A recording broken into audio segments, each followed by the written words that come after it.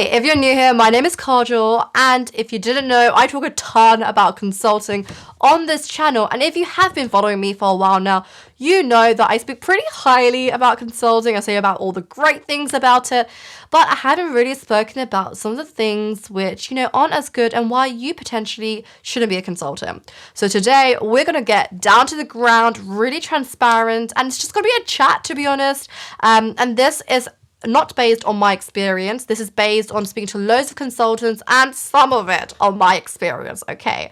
So let's get started. So the first one, I think, needs to be changed ASAP in most consulting firms. And when you join a consulting firm, majority of the time, you're just kind of like allocated into a certain area. So even if you choose strategy, even if you choose finance or technology or digital, it's still humongous. And even within it, they'll have like 5-6 different business units. So you can sit, somewhere random, and it may not be something which you want to do. Now, firms have changing business needs, obviously, and obviously they will put priority of their revenues, and they will sometimes, whilst they do try to put you on projects which you want to do, a lot of the time it can be very restrictive in terms of trying out different areas. So you can really be boxed in a certain area, and it's very difficult to move sometimes. It took me like a year to move to a different op unit, and this was when I did tons and tons of extracurricular activities within my firm. You basically may not be working on what you really want to be working on. It may take you a lot of time to work on that. And the thing is that when you're working on something which you don't want to work on, it's really unlucky because you develop skills in the area, and when you become more skilled, they don't really want to let you go even more. So it's kind of like a little vicious cycle. So you want to get out ASAP, and that's by networking, I would say. But at the same time, sometimes does feel like a lucky draw. And if you are a consulting firm watching this, please start rotating people in your graduate schemes, because everyone doesn't know what they want to do at the age of 21. So I think everyone should be trying out different areas. And I honestly think that's how we get to know what we like and we don't like. So if you don't have a rotating graduate scheme, make sure that you network and you try to get out ASAP. Now, the second one, I think firms are getting very, very good at and much better at from the beginning when I joined consulting 5 years ago to where it is now, totally changed.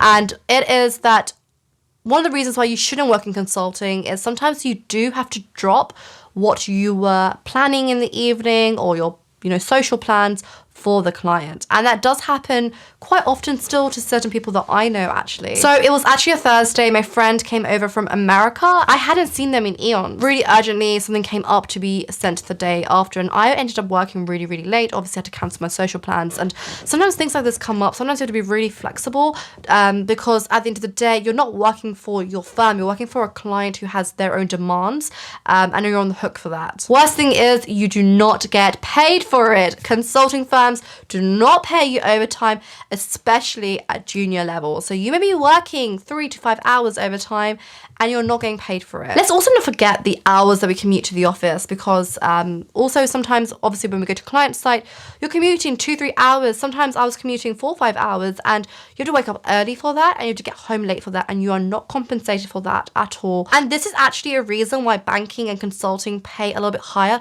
This is unspoken rule in these corporate companies that we're paying you a little bit higher compared to the average graduate scheme pay, because you're going to be working later. So that's something you need to know when you join consulting, and be open to be able to be a little bit more flexible with your time. Okay, so the next one is sometimes consulting can be very competitive. Now, we all know that consulting firms to get in is very competitive, very selective, and a lot of the people who come in are incredibly intelligent, and a lot of them are very, very driven in life. And it's great to see, obviously, but sometimes that can get the fiery part of you outside. And sometimes it can create really negative environments where you feel like you're competing with your teammates for visibility, with senior leadership. You do get environments, which I haven't experienced, but I definitely have heard about, where people put each other down in front of the senior team. And I think consulting inherently is an incredibly competitive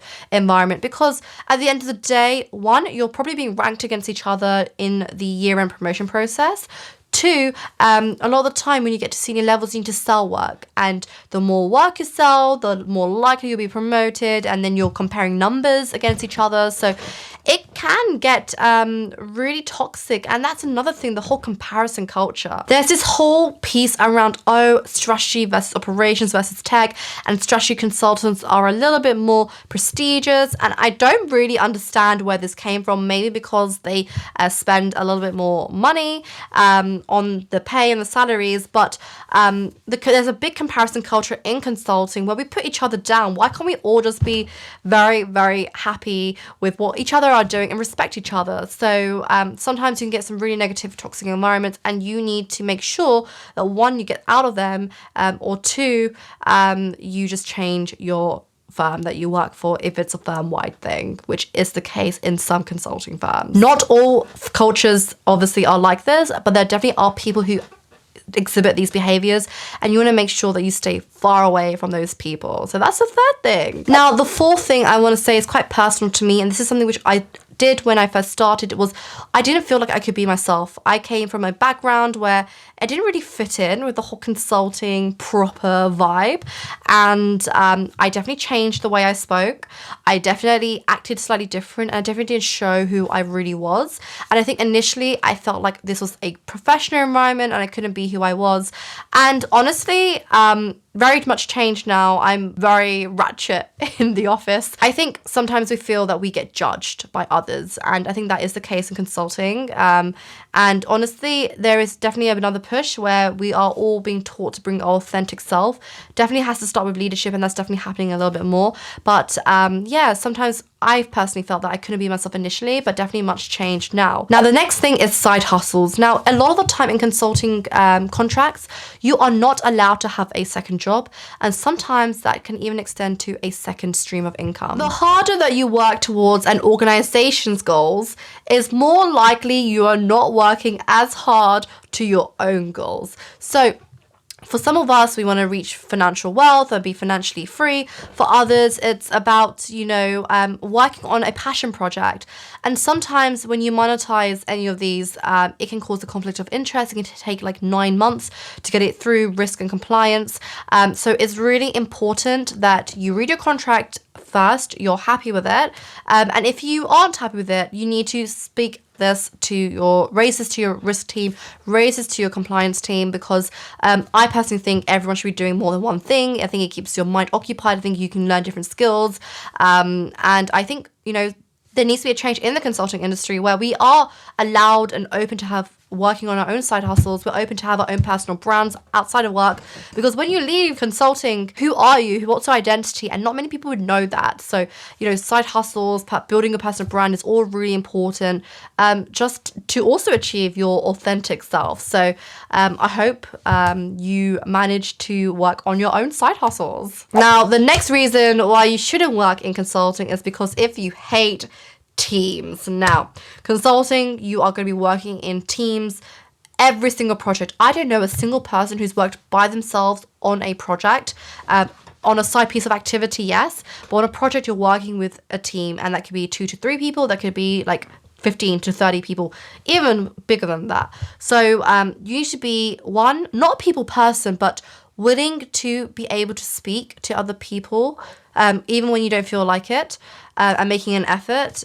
You also need to be able to just bounce off other people. You need to be able to respect other people and their opinions, and you need to be able to listen. I think listening is a big part of teamwork, and I honestly feel that if you hate teams, if you're much more of an independent worker, consulting isn't for you, because you will be in a team for pretty much the rest of your life. And the last one I'm going to say is obviously if you do not do well under stress or pressure. And there has definitely been times where I have been told in 10 minutes to turn around a slide, and then the whole deck needs to be sent to a C-suite member. So, sometimes it's very last minute. Sometimes it has to be a very quick turnaround, and, there is pressure on you to do your job well in that time pressure. And it's pretty stressful. I honestly feel that if you feel like you can work under pressure all the time, great, stay in it, and I actually get adrenaline from it. For many people, it just builds anxiety and they just don't do very well in it. And at the end of the day, your mental health is so much more important than anything else out there. So I don't believe you should be doing a job which you don't like just because other people may think it's a little bit prestigious. And honestly, take my view also with a grain of salt because everyone has different viewpoints. So I hope you found this video useful. As always, don't forget to like and subscribe, and I will see you next week with another video. Ciao.